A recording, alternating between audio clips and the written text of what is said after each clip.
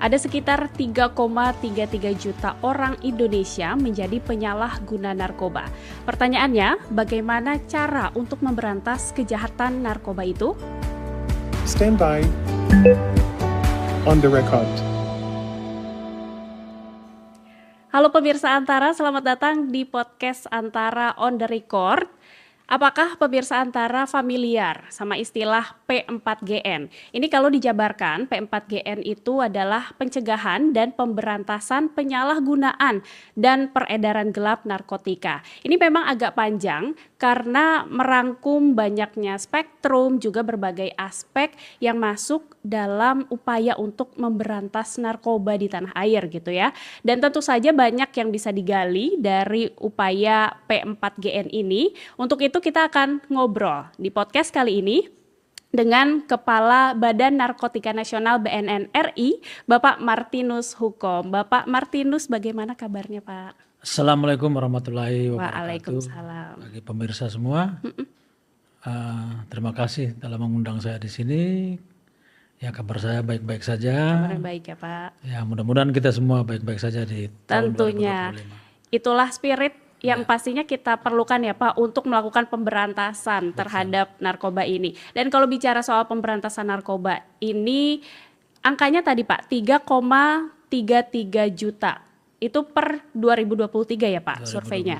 Dan ini sih secara prevalensi memang tercatat 1,73% dari seluruh jumlah penduduk di Indonesia gitu Pak. Tapi kan kalau kita melihat secara angka realnya ini kan bukan sesuatu yang bisa kita sebut kecil juga ya Pak ya. Tapi dari angka ini, dari BNN sendiri melihatnya seperti apa sih Pak? Oke, saya melihat angka ini bukan sekedar angka, tapi saya melihat bahwa angka ini bagi kita adalah satu potensi pasar bisnis haram tersebut, sehingga sebagai kepala BNN saya beserta jajaran wajib untuk melakukan penekanan terhadap angka ini sehingga turun serendah-rendahnya. Karena apa? Kalau kita tidak menekan maka pasar ini akan berkembang.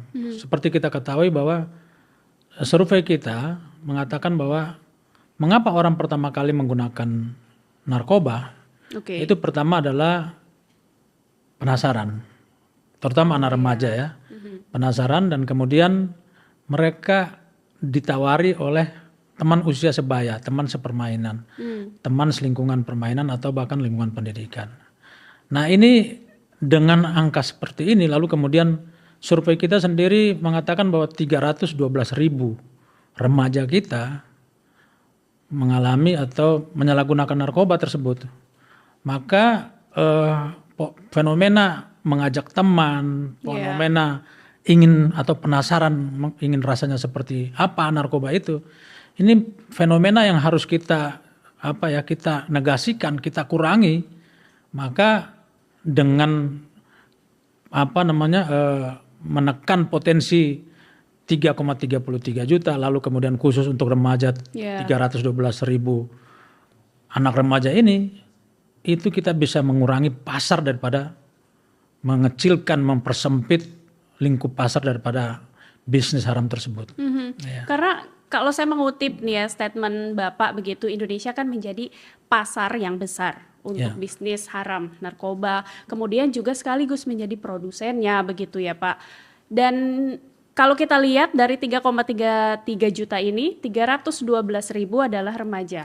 Kemudian sisanya kalau menurut data BNN kan usia produktif gitu ya Pak. Sementara kita mau menghadapi Indonesia Emas 2045 begitu.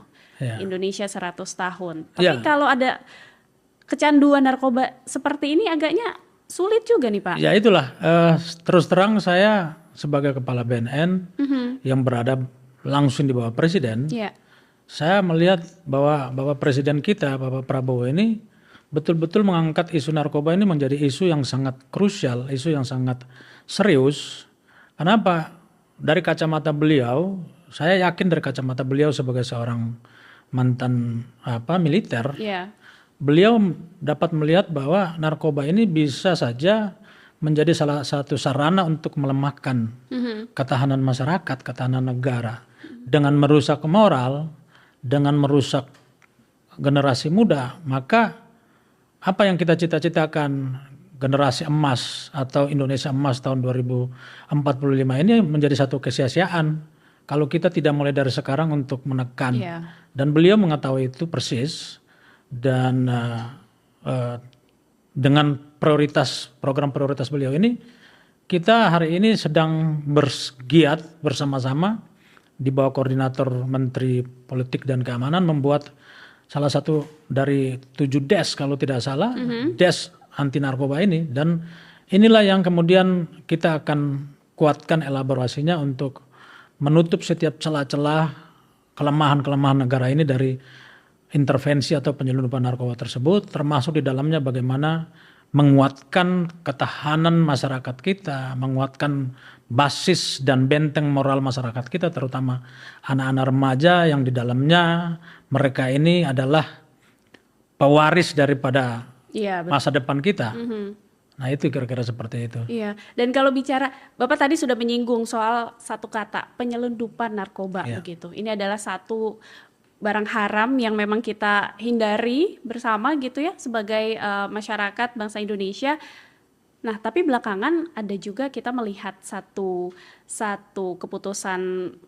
keputusan dari presiden begitu ya, bahwa untuk mengembalikan tahanan kasus narkoba yang memang cukup menyita perhatian gitu. Ini sejak 2015 ada Mary Jane dari Filipina begitu. Kemudian ada juga kasus Bali 9 dengan 5 orang yang tersisa mendapatkan penghukuman yang kemudian diekstradisi juga ke Australia gitu Pak. Kalau dari pandangan Bapak sebagai Kepala BNN melihat hal ini seperti apa sih Pak? Apakah ini nggak akan menjadi satu preseden begitu ya dalam nanti kita menegakkan hukum untuk para pelaku penyelundupan narkoba misalnya? Ya, yang pertama saya ingin jelaskan bahwa kebijakan presiden itu adalah kebijakan politik dan strategi. Jadi kami sebagai pembantu-pembantu beliau kita harus mendukung itu yang pertama. Yang kedua, mengekstradisi bukan berarti melepaskan. Artinya ada undang-undang atau ada aturan-aturan yang membingkai itu dalam proses ekstradisi itu sampai kepada bagaimana mereka melaksanakan hukumannya di sana di Australia. Dan yang ketiga, mereka sudah melaksanakan hukuman yang sudah cukup lama di dalam penjara. Itu juga menjadi pertimbangan.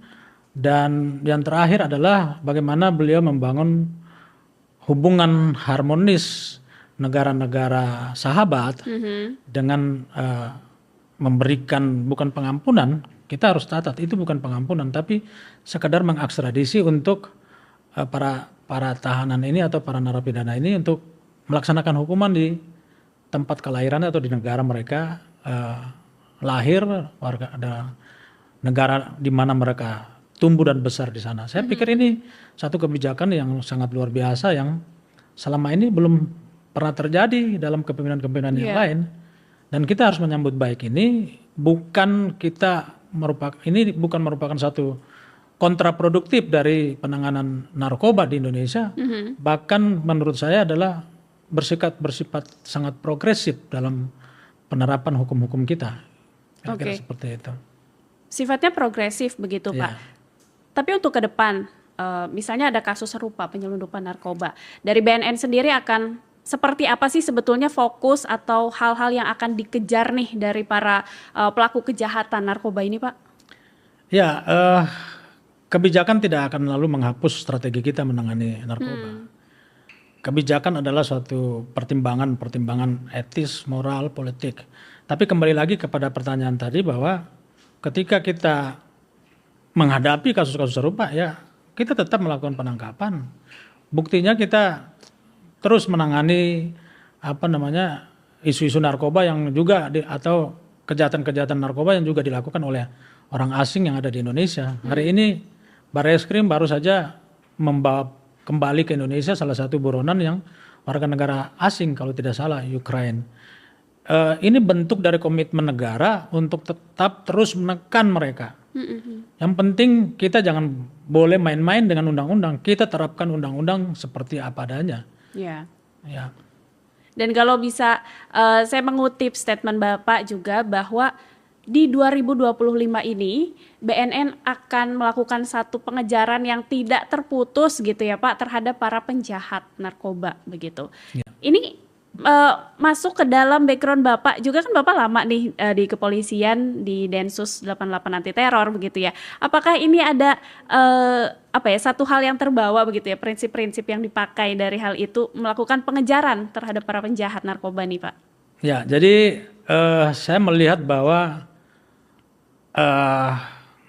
struktur kejahatan dari narkoba dan struktur kejahatan dari teroris ini adalah hampir mirip. Sama-sama trans organized crime.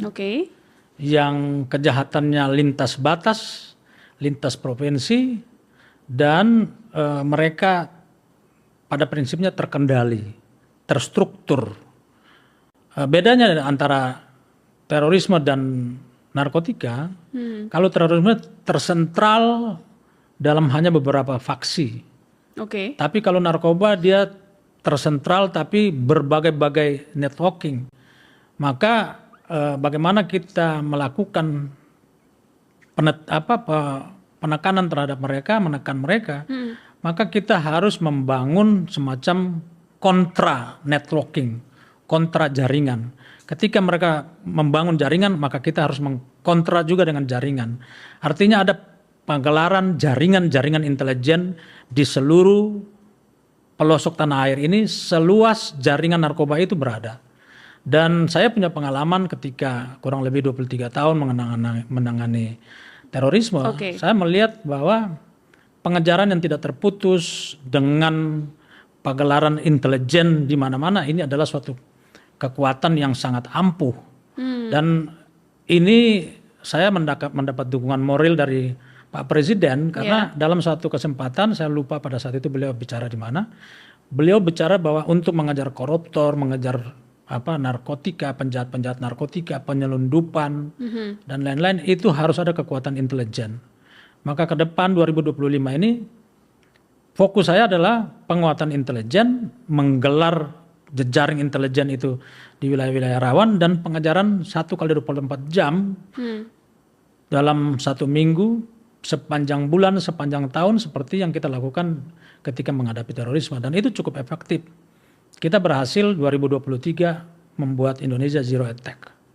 Untuk karena terorisme gitu ya. Dan saya berharap jejaring intelijen yang kita sebarkan ini satu adalah memberikan dampak psikologi terhadap para bandar dan yang kedua adalah memberikan menguatkan deteksi dini sehingga kita lebih maju beberapa langkah dari para jaringan penjahat tersebut. Itu ya. Gitu. Tapi kalau bicara soal pemetaan dari jaringan itu sendiri begitu ya. Ini kan proses intelijensinya sudah juga masuk begitu ya di pengamatan ini. Kalau dipetakan titik-titik yang rawan di Indonesia itu mana saja sih Pak? Atau nggak usah kita sebutkan nama wilayahnya ya, tetapi bagaimana kriteria kewilayahannya misalnya? Apakah di pelabuhan kah lebih banyak atau di bandara kah atau seperti apa sebetulnya? Ya, jadi kalau bagaimana kita memetakan titik kerawanan, kita kembali kepada networking itu sendiri, jaring narkoba itu sendiri. Yang pertama kita bisa lihat bahwa core-nya itu di mana? Narkoba ini. Kita lihat yang bersifat sintetis itu dari luar negeri, rata-rata dari luar negeri. Baik itu dari Myanmar, di Afghanistan, kemudian di Golden Peacock atau di Amerika Latin. Dan bagaimana mereka memasukkan barang itu ke Indonesia. Kalau dari Myanmar mereka sudah barang tentu melewati perbatasan laut yang ada di sekitar Sumatera, kemudian Kalimantan Barat bagian utara dan Kalimantan Utara. Masuk lewat perairan Selat Karimata dan Kepulauan Riau. Ini semua adalah potensi-potensi masuknya penyelundupan narkoba. Kemudian kalau dari yang berbasis kepada tanaman, kita punya tanaman asli Indonesia itu Aceh dan di Medan yang mana produksinya adalah ganja. Itu juga yang harus menjadi fokus kita, fokus penyelidikan kita dan pemetaan intelijen kita Lalu kemudian yang kedua adalah pasar. Pasar itu tergantung kepada bagaimana masyarakat Indonesia rentan terhadap intervensi narkoba tersebut. Seperti kita lihat munculnya kampung-kampung narkoba di mana-mana hari ini terjadi. Dan kami sedang fokus ke situ untuk bagaimana memisahkan masyarakat dengan bandar-bandar narkoba tersebut. Karena hari ini kita melihat bahwa bandar ini sekarang bercokol, melembaga, berstruktur di dalam masyarakat. Sehingga kenapa ini terjadi? Saya ingin menjelaskan lebih lanjut kenapa ini terjadi. Karena masyarakat-masyarakat yang terkooptasi ini adalah masyarakat-masyarakat yang tingkat kemiskinannya sangat memprihatinkan. Dan hadirnya para bandar ini seakan-akan memberi solusi kepada problem masyarakat tersebut. Secara ekonomi gitu Pak. Padahal menurut saya masyarakat kita ini terprovokasi dan diberikan propaganda yang ilusif. Kenapa? Sebenarnya mereka hanya memberikan keuntungan yang instan, padahal ada dampak yang sangat luar biasa daripada narkoba itu adalah kejahatan-kejahatan konvensional, kekerasan dalam keluarga, pencurian, pembunuhan, sex abuse, dan bermacam-macam penyakit masyarakat lainnya. Artinya melebar kepada kejahatan-kejahatan lain gitu Pak. Maka intelijen kita harus mampu selain petakan sumbernya, harus mampu memetakan masyarakat-masyarakat di mana mereka berada, si para bandar ini berada. Kita harus bisa mengurai hubungan-hubungan yang terbangun antara masyarakat dengan mereka. Kalau saya melihat ada 3 hubungan yang sangat menonjol dalam masyarakat, di mana satu mereka ada hubungan patron and client di situ. Kemudian hubungan simbiosis mutualisme, saling menguntungkan. Lalu kemudian karena 2 hubungan ini terjadi, maka masyarakat kemudian menjadi pelindung buat mereka. Nah itu yang harus kita urai, kita pisahkan masyarakatnya dengan menangkap para bandarnya dan memberikan edukasi, rehabilitasi, dan berbagai intervensi sosial ekonomi kepada masyarakat yang rentan tadi. Sebelum lebih jauh Pak, kita mengurai lagi permasalahan masyarakat dan juga kaitannya dengan bandar narkoba begitu ya. Tadi kan Bapak sempat menyebutkan kalau ada jenis narkoba yang sintetis misalnya berasal dari luar Indonesia. Kemudian di Indonesia kita punya tanaman ganja begitu yang bisa tumbuh dengan subur kan Pak. Kemudian belakangan kan muncul juga narkotika jenis baru Pak. Gitu NPS namanya. NPS, New Psychoactive Substances gitu. Dan NPS ini kalau kita sempat merecall gitu ya, Desember 2024 katanya menjelang tahun baru ada penggerebekan satu pabrik Happy Water misalnya. NPS yang ramai dan kemungkinan sangat berbahaya gitu ya untuk masuk dan menyebar di Indonesia sebetulnya apa aja sih Pak? Kemarin kita baru ketemu namanya DMT ya. DMT itu apa ya? Dia satu kimia yang memang memang fenomena baru ya, baru masuk ke Indonesia. Dia memberikan rasa khayalan atau ekstasi yang sangat tinggi. Kita bisa mengalami tren seperti, dan itu narkoba tersebut biasa digunakan, bukan narkoba ya, NPS tersebut. Ya narkoba lah, sejenis narkoba juga. Adalah narkoba yang atau zat yang berasal dari Amerika Latin, itu biasa digunakan oleh para kayak penyembuh tradisional yang mereka menggunakan efek trance itu, ekstasi untuk semacam menangkap sinyal-sinyal dari roh-roh halus lah seperti itu. Tapi itu ya kalau dipakai oleh manusia yang normal ya akan merusak karena menyerang kepada saraf. Dan itu biasanya zat ini biasanya ditemukan pada orang-orang yang bunuh diri. Dia punya keberanian untuk membunuh diri. Nah, itu kita temukan. Setelah menggunakan zat tersebut gitu Pak. DMT namanya. Itu kita temukan kemarin di Bali. Dan masih banyak seperti fentanyl, kemudian ketamin. Itu juga sekarang lagi rame di dunia hari ini. Iya. Saya bisa lihat sih bahwa secara membuat penasaran, iya begitu ya. Mungkin ini akan membuat penasaran, tapi mungkin yang tidak banyak didapatkan juga adalah bagaimana efek sampingnya begitu. Ini bisa menyebabkan tadi Bapak bilang bunuh diri, kemudian bisa menyerang saraf dan lain-lain gitu ya. Mungkin harus ada lebih banyak edukasi atau sosialisasi di situ kali ya Pak ya. Ya, jadi menghadapi fenomena orang menggunakan narkoba untuk pertama kali ini, yang pertama, kebetulan fenomena ini banyak di anak-anak remaja, anak-anak sekolah.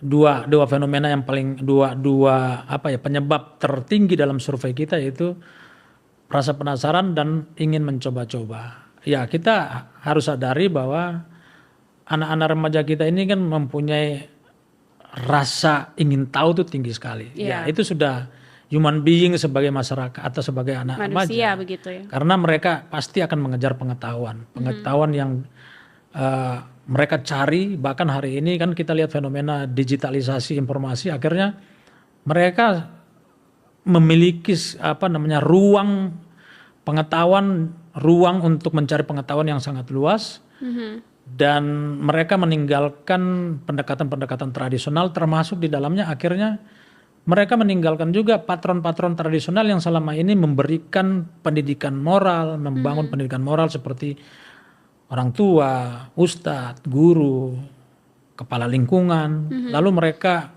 mencapai patron-patron yang abstrak, yang memberikan nilai-nilai baru kepada mereka. Nah, inilah yang harus kita antisipasi betul, sehingga dari pendekatan BNN hari ini kita masuk kepada lingkungan keluarga, membangun ketahanan keluarga bersama-sama Pemda setempat, melibatkan PKK, melibatkan ibu pengajian, kelompok-kelompok pengajian, melibatkan pendidikan. Kita masuk juga ke dalam kurikulum pendidikan dengan ikut bersama-sama membangun atau mewujudkan memberikan informasi tentang narkoba dalam lingkup kurikulum pendidikan. Artinya itu adalah bagian dari pencegahan mungkin Pak, pencegahan. Untuk para supaya tidak ada penyalahgunaan begitu. Tapi untuk penyalahguna narkotika sendiri, Bapak setuju nggak kalau kita menyebutnya sebagai satu korban dari kejahatan narkotika? Ya, saya sangat setuju sekali. Korban kejahatan narkoba ini adalah diri sendiri yang menggunakan itu. Artinya penyalahgunanya? Penyalahgunaan ini sebagai korban. Tapi kita juga perlu membingkai satu semacam aspek kognitif manusia ketika untuk pertama kali dia menggunakan. Kan ketika pertama kali dia menggunakan, dia pasti udah tahu. Kalau dia sudah mengetahui atau patut mengetahui bahwa narkoba itu adalah dilarang oleh undang-undang, maka niat untuk melakukan kejahatan itu sebenarnya itu sudah bentuk potensi kejahatan. Maka pada taraf itu saya ingin katakan bahwa orang yang pertama kali ingin menggunakan itu bukan korban, tapi dia adalah pelaku kejahatan. Maka kita harus melakukan satu pendekatan yang tidak sekedar menangkap, tapi kita mengurangi niat, mengurangi mensrea mereka dengan edukasi yang lebih dulu daripada niat itu terjadi. Nah, kira-kira seperti itu. Tapi apakah artinya itu pun pendekatan yang digunakan, kita sebutlah untuk para penyalahguna narkotika ini ya Pak, kita menggunakan pendekatan restoratif justice begitu. Karena ini kan ramai juga nih Pak belakangan bahwa penyalahguna itu baiknya mendapatkan bentuk rehabilitasi begitu dibandingkan hukuman di penjara misalnya seperti itu. Apakah hal seperti ini yang sekarang jadi fokus dari BNN atau seperti apa? Ya, restorasi justice dalam hal ini adalah kita melakukan pendekatan rehabilitasi. Kita tidak bisa keluar dari bingkai undang-undang kita yang sudah ada, yaitu Undang-Undang Nomor 35 Tahun 2009. Di situ ada beberapa pasal ya yang memberikan kewenangan kepada kita, BNN dan stakeholder terkait untuk melakukan pendekatan rehabilitasi sebagai bagian dari upaya restorasi justice tadi. Pasal 54, 55 itu mewajibkan setiap pengguna itu harus direhabilitasi. Kemudian pasal 103 itu memberikan kewenangan kepada hakim untuk memutuskan bahwa setiap pengguna baik yang yang terbukti maupun tidak terbukti untuk direhabilitasi.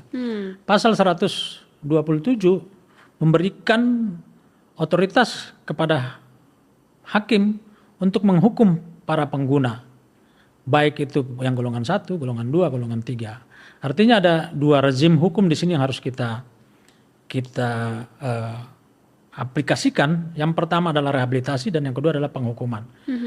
Untuk mencari jalan tengah supaya tidak multi interpretasi, maka Mahkamah Agung mengeluarkan SEMA, surat edaran Mahkamah Agung nomor 4 tahun 2010 tentang bagaimana kita mencari jalan tengah antara rezim penghukuman dan rezim rehabilitasi. Maka SEMA ini memberikan limitasi gramisasi daripada pengguna. Ketika dia ditangkap dengan di dalamnya ditemukan gramisasi tertentu, dia akan direhabilitasi atau akan dihukum. Proses ini itu melalui satu proses namanya tim asesmen terpadu. Tim inilah yang mengasesmen apakah seorang pengguna yang kedapatan atau seorang manusia, seorang tersangka yang ditangkap menggunakan di tangannya ada narkoba ini, apakah dia pengguna atau pengedar. Nah, ini tim inilah yang akan memberikan asesmen dia untuk memutuskan dia pengguna atau tidak. Dia pengedar, tapi dia juga pengguna atau tidak. Inilah yang akan kemudian menjadi standing atau moral standing bagi hakim, bagi jaksa untuk mendakwa, menuntut dan mendakwa dan memutuskan apakah dia akan dihukum atau tidak. Pasal 127